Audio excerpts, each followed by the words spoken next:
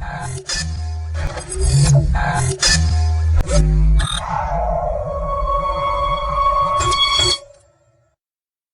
come to the conclusion that this series is indeed written by stone 10th graders.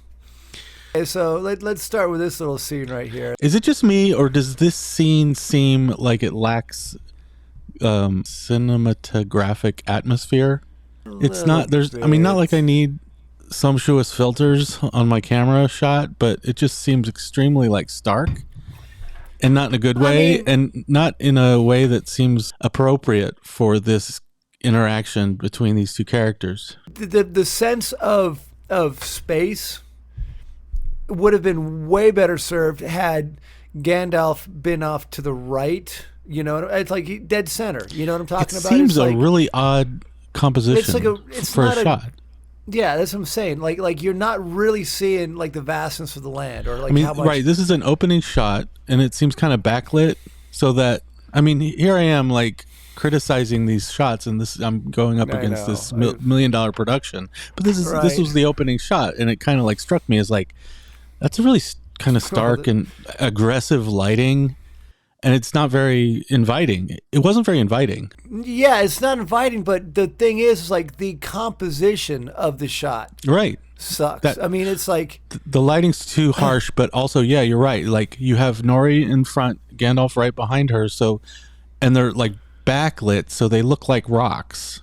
They look like, and not in a good way. Like, oh, look, they're camouflaged. They're one with the earth. It's more like, and the front, what's in front of Gandalf looking in our distance is like it's not, like oversaturated. It's like that with that harsh reflection in what looks like a lake bed or something. It just doesn't look. I can deal with that as an artistic choice. You know what I'm talking about? Like what I can't deal with is the fact that it doesn't look like that is very well framed. You know, I mean, exactly. No, that's true. I mean, with those two characters right in the middle, and it just like it blocks. It makes it feel small. It makes it feel small. It like we're supposed to be in this vast space, and he's looking out like it's like that Caspar David Friedrich painting of the man standing on a mountaintop and looking over this vast space. Yeah. But you don't get that sense of vastness because he's blocking the shot. Yeah. And so you're right. It's like the composition's weird, and he's not actually on the peak. He's like kind of halfway up. Like he could go just a little bit farther up the rocks. I don't know how to save this, but yeah, it's normally my complaints are very, very story driven. Right? Yeah, writer oriented. But this one just struck me, and it does. Yeah. It makes it look small. But yeah, I mean, granted, right now you're seeing it kind of hemmed in between our pictures. But it struck me as he looks like he should be in Jesus Christ Superstar. He looks like what looks like this? Brian. You've brought me snails today. Doesn't he look like Graham Chapman? Yeah. Like you must all thank for yourselves. Oh, Brian, your father was a Roman. He's a centurion in the Roman army. I'm not Roman, mother. But because he looks like Graham Chapman, I can't take this picture seriously. Oh, is there anyone else up there we can talk to? Yeah.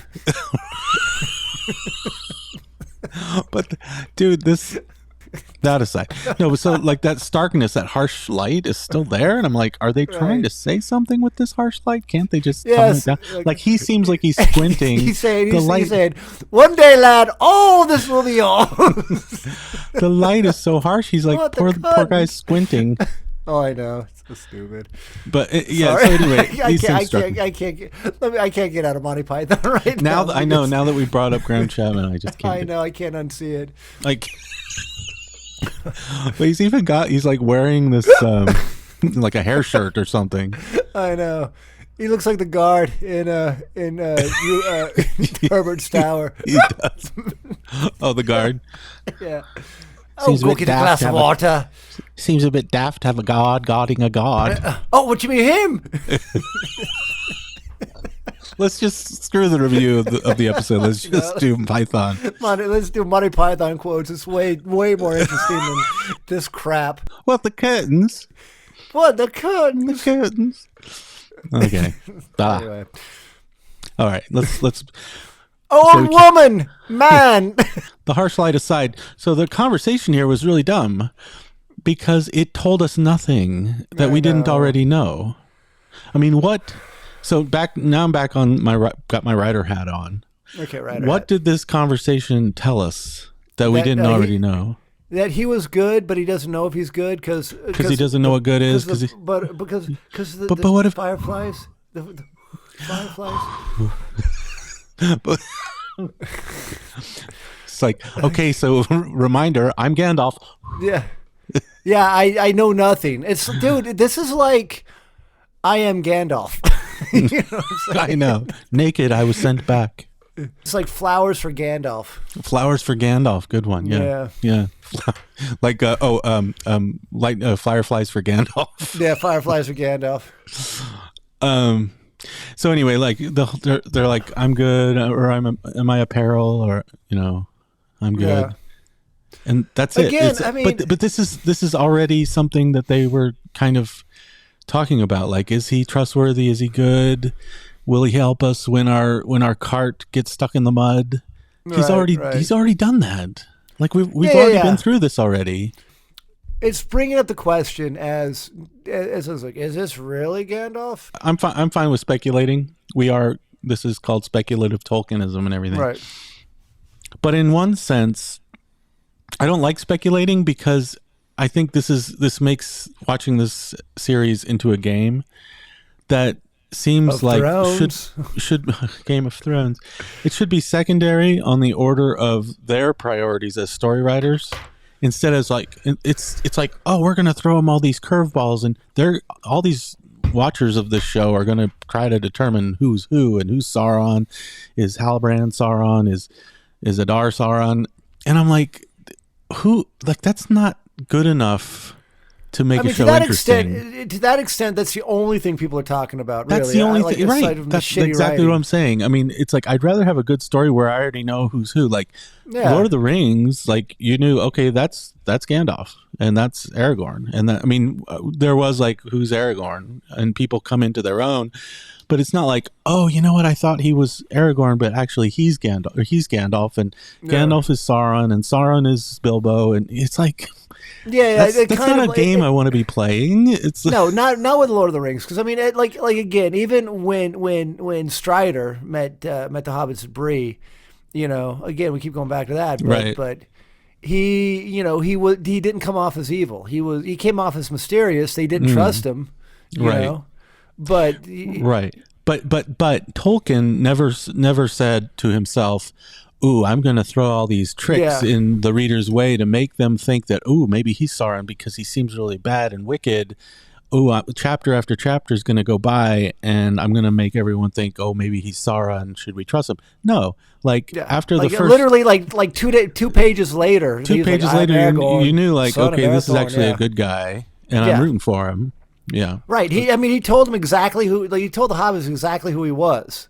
Right. So it seems kind of pathetic for them as story makers to be like, okay, we don't have much of a story here, but let's really sell this whole mystery thing. Like, who's who and who can you trust? But I'm like, I don't like anyone, and that should be your first task as writers, to make me like people, even villains I can like to watch. Right. Like. Mm-hmm.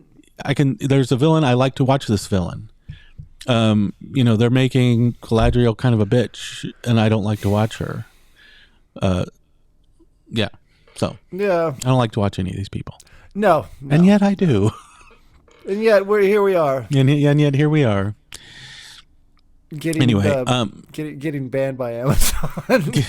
Getting hounded out of Mordor. You guys should not say Galadriel is happy accidents. Yeah, they didn't like that. I know. That was weird. Okay, so next. Like how long were they walking for, dude? I mean, it took Sam, Merry, and Pippin and the company. I mean, how long did it take them to get from So are you saying that these wanderers are wandering too fast? Yeah, but well, they're wandering like they don't know where they're going. You know what I'm saying? I mean, if you look at the map, it goes down and then it comes up and then it goes to here, and it's like, why don't you just like take a straight line? You know, I mean, you go through you go through a swamp. You've been doing this for hundreds of years, right? You figured you'd find the easiest way to go. You know what I'm talking about? You're gonna go through a marsh. I mean, it just it I mean, again, maybe I'm nitpicking here, but like they're not. Well, here's the other nitpicky thing. Like they had the lyrics of this song they're singing are like talking about wandering. Yeah. And I'm like, are the Harfoots, are they nomadic or are they wanderers? Yeah. You know, because like nomadic groups or migratory groups will go from one, you know, their winter hunting grounds to their summer hunting grounds, or their winter berry gathering grounds to their summer gathering grounds. Yeah. If they're hunter gatherers or whatever, you know what I mean? Yeah. Like even pre-agrarian societies would be those that would, you know, be nomadic and move around. They wouldn't just wander aimlessly. Well, that's like what they're doing. They're but why are they? What creature wanders aimlessly? And also, their attempts at like funny jokes are always kind of flat. Like when we meet the Harfoots, the rest of the Harfoots are like, "You snore," or Nori's parents. Oh, I didn't. Oh, I didn't snore. Yes, you do.